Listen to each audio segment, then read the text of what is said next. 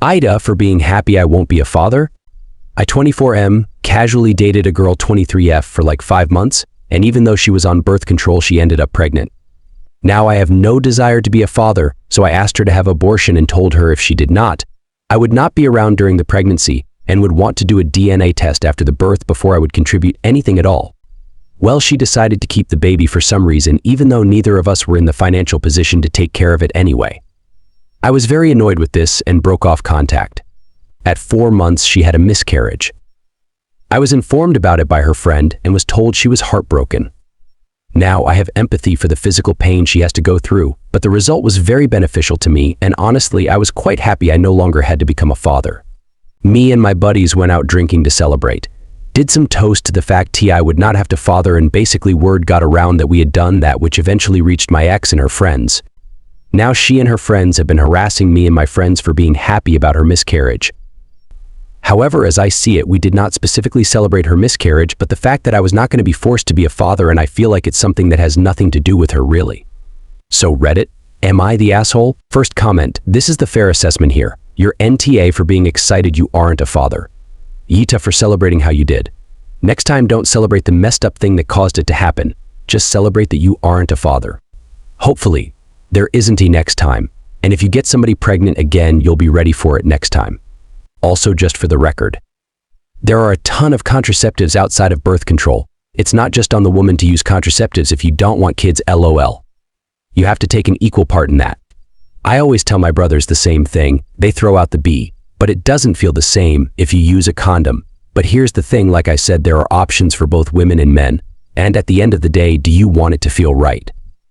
And risk popping out a kid you aren't ready for? Or are you going to suck it up and further prevent a kid from coming into the world? Food for thought. Anyway, have a good day up, and please, if you get the chance to legitimately apologize, you should. Second comment, AITA. It's reasonable to feel relieved that you're not suddenly liable for a child you didn't plan, but you put full responsibility of birth control squarely on her. People AFAB can have 100 orgasms a day and not fall pregnant. All it takes is one poorly placed ejaculation or even precum to cause pregnancy. Adults know that seminal fluid in contact with a vulva or inside a vagina inherently comes with the risk of pregnancy. Orgasm responsibility, my friend. As an aside, I will not entertain any argument along the lines of women shouldn't have sex if they don't want to get pregnant.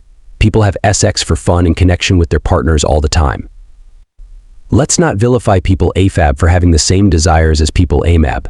One demographic can orgasm without inherent risk of pregnancy, the other demographic can't. What to do about a pregnancy is up to the pregnant person. Sure, you can voice your preference if asked, but ultimately you don't have veto power.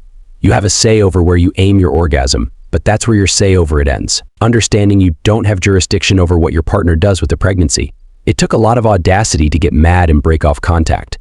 Abortion is a sensitive subject. Many people are not in a position to get one safely or without being cast out from their social networks. Some people have been taught abortion is murder. Some people catch themselves by surprise with an inexplicable instinct to keep the pregnancy. Take this whole thing as a learning experience.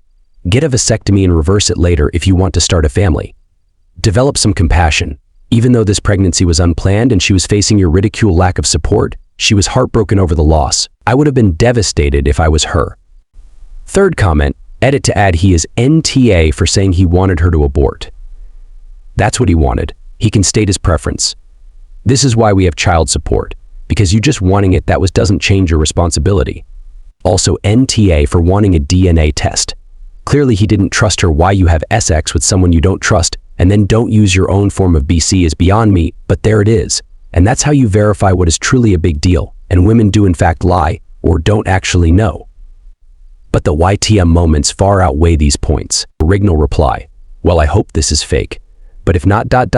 how old are you? You say 24, but you seem to have the maturity of a 12-year-old who is immature for their age. I am so sorry for this woman who went through this, but you are so immature. You are right. Don't be a dad. In fact, you are not mature enough to be having sex. AITA from several angles, not taking charge of your own dick. You don't want kids? You also need to find birth control methods. If you put it on the other person, well, that failure is in fact on you. Treating her cruelly when she was deciding what to do with her own body. Before this you were happy for all of that decision-making to be her problem, hence you didn't bother to use a condom, but all of a sudden now it should also be about you. You know where babies come from, right? You are so immature you decide to go party about it, conspicuously enough for her to find out about it. You couldn't even keep it in your own home.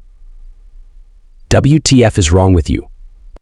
You asked the Reddit told you the truth, and you decided to double down in the comments. I just cannot imagine that immaturity and lack of insight. I hope you get some therapy. You sincerely need help navigating basic emotions and respecting others.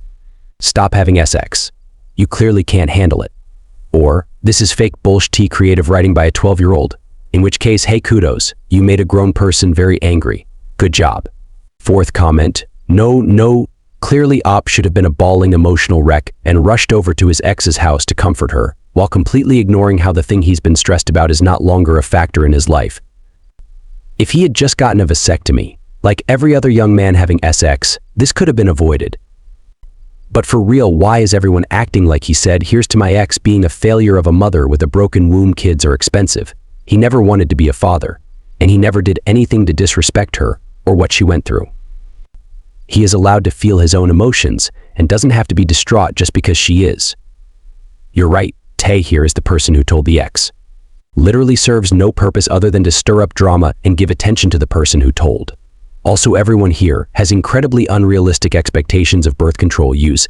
It's usually one or the other condom vs pill for most couples, and rarely both. I think it's hilarious that so many people here are inadvertently resorting to pro-life arguments to say why he's an asshole, when they probably despise those same arguments any other time. If the man wants a baby and the woman doesn't, she can choose not to have it, which is great because she's the one carrying it. Parenthood avoided. But if the woman wants the baby and the man doesn't, there's not really an avenue for him to avoid parenthood. Not sure what the solution is, but it seems unfair that only women get to choose an out to parenthood when she is equally culpable as the man in starting a pregnancy. This all obviously assumes a consensual relationship. Point is, he felt trapped, scared he had to provide for a child he was not ready for, that is life ruining for all parties involved, and was relieved when he no longer had to be responsible. On some level, I'd also be relieved that my ex can go start a family with someone who wants one, rather than having to raise a child alone, at least emotionally.